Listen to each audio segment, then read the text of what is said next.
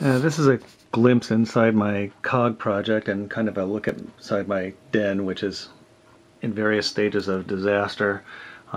This is not typical. This is not untypical for how I do things in here. I usually am watching a movie, and I have Logan's Run on right now, and there are various and sundry unfinished projects on my desk as well. I've got my my provincial infantry that I stopped working on a week ago so I could work on these cogs, as well as some unpainted Tarleton's Legion that'll end up being some provincial South Carolina Dragoons. But I kind of wanted to give you a work in progress kind of story. These are what I like to call my Block 10 series of cogs. This is the original prototype that I've already had on the web.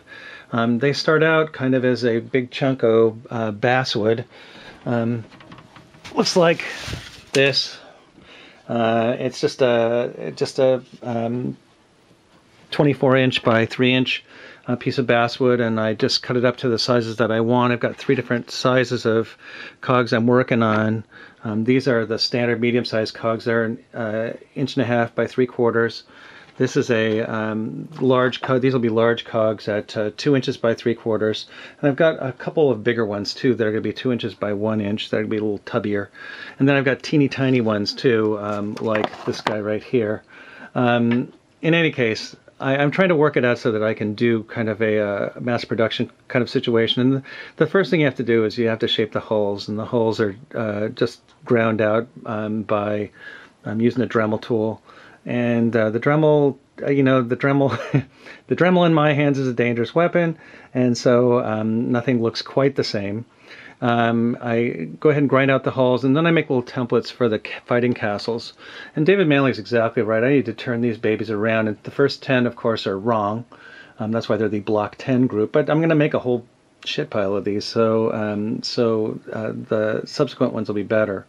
And then I use this very thin plastic I got from Dave Schuler to go ahead and make the crenellations for the fighting castles, and I just kind of glue them on. They go really fast once you kind of get it in a rhythm.